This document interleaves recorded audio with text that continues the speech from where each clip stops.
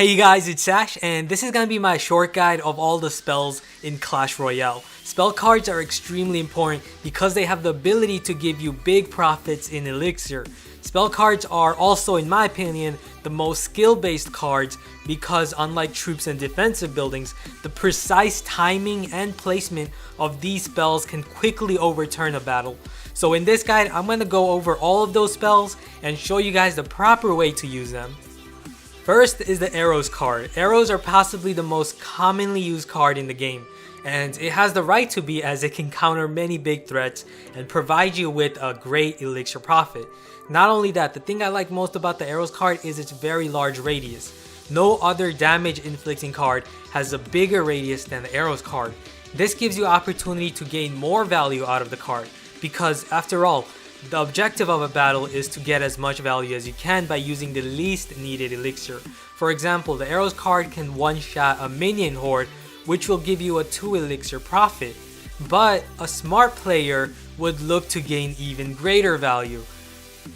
What a smart player will do is, instead of quickly killing the minion horde with arrows, he'll be patient because he already knows that he can take out the minion horde at any time with his arrow card. So what he'll do is wait and see if his opponent is going to deploy another card, and the chances are he will. So if he deploys his spear goblins, then you can use the arrows card to take out the minions and the spear goblins at the same time and instead gain a whopping 4 elixir in profit. Now, say your opponent instead sends in his baby dragon with the minions. Then you're gonna still win big against his combo. How?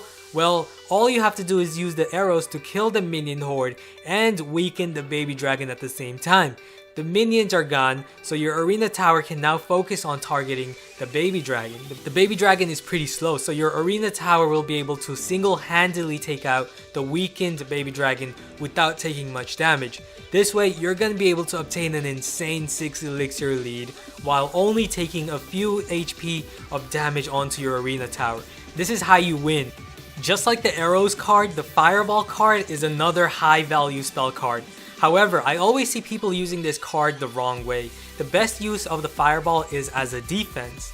Instead of just dropping it onto an arena tower just to weaken the tower a little, you should instead be focusing on obtaining elixir profit from it. For example, if someone sends in barbarians, then you can drop the fireball onto all of those barbarians and weaken them to the point where your arena towers can just one-shot all of them quickly and you gain the 1 elixir profit. But, like the example I used before with the arrows card, a smart player won't just quickly fireball a group of barbarians.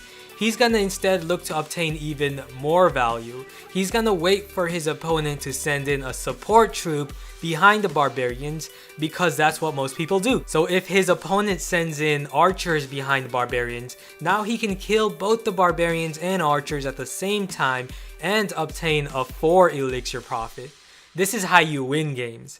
Now, one important thing to know is that if the level of your fireball is greater than the wizard or musketeer, then it will one-shot them.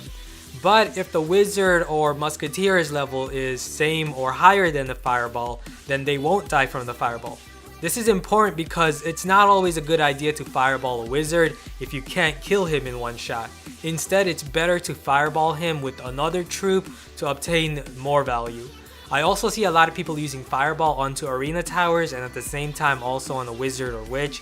While that is a decent value move, it's not a great move because the wizard or witch is still alive. So all your opponent has to do now is place a tanky troop ahead of them and he'll quickly have the advantage because you're gonna have a hard time finishing off the weakened witch or wizard.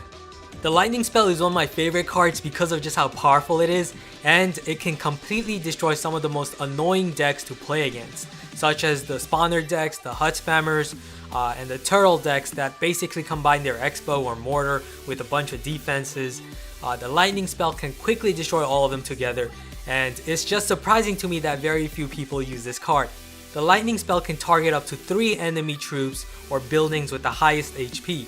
So to effectively use this card to obtain high value, your goal should be to use it on 3 things with high HP at once. For example, if your opponent places an expo or an infernal tower with a wizard, then simply using the lightning spell can severely weaken or kill all of the threats at once. And that will basically grant you an insane 10 elixir profit. And that can easily mean that you won the battle if you use that 10 elixir advantage properly. Another example is using it on the Goblin Hut along with the Barbarian Hut and the Tombstone, then that can also quickly grant you a 9 elixir in profit. The lightning spell costs 6 elixir, but it's just so easy to obtain value with it when you use it properly to kill multiple threats at once.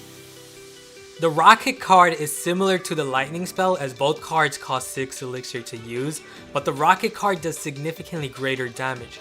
But the main difference is that the rocket has a much smaller radius, only 2 tile radius compared to the lightning's 3.5 tile.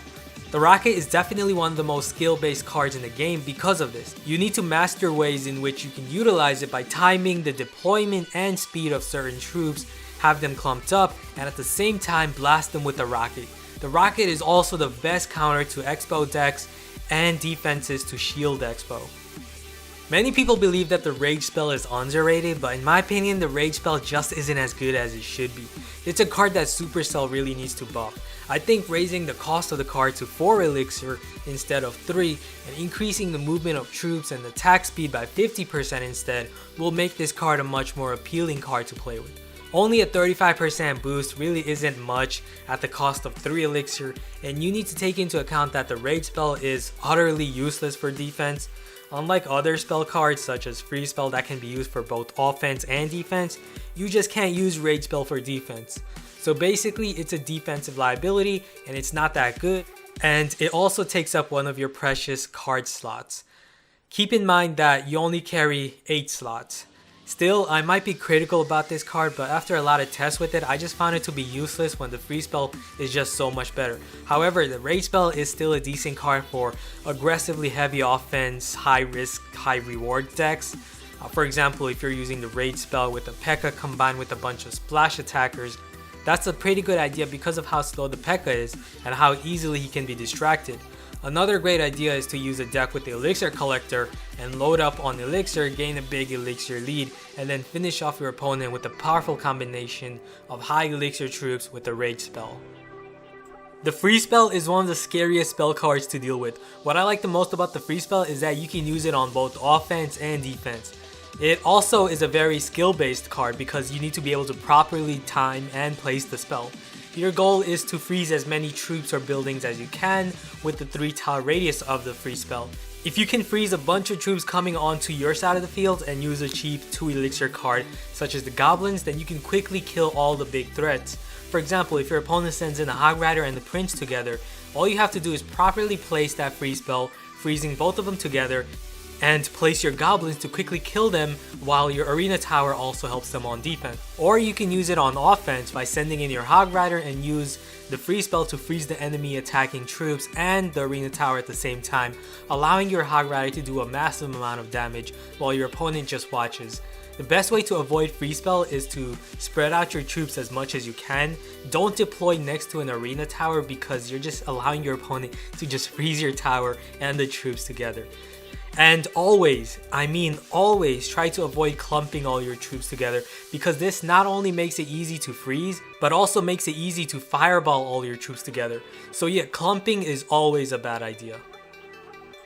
Zap used to be a pretty useless card since arrows were just overall much better, but now with the 1 second stun effect to paralyze your opponent's troop, it makes the Zap Spell a more enticing option for many decks. The best use of the Zap Spell, in my opinion, is to kill those goblins and skeletons, but also deal surrounding damage to other troops and also stun them.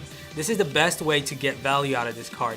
It may even be a very good idea to use the Zap Spell instead of arrows if you're using the Hog Rider or the Balloon, because that 1 second stun can allow your Hog Rider or Balloon to get an extra shot at the tower. The Mirror card is a very fun card to play with, but for competitive play, I'm not a big fan of it because it really hurts you on defense and it doesn't really help you much on offense either. Sure, you're getting a small boost to the level of your previously used card, but you're paying 1 more elixir.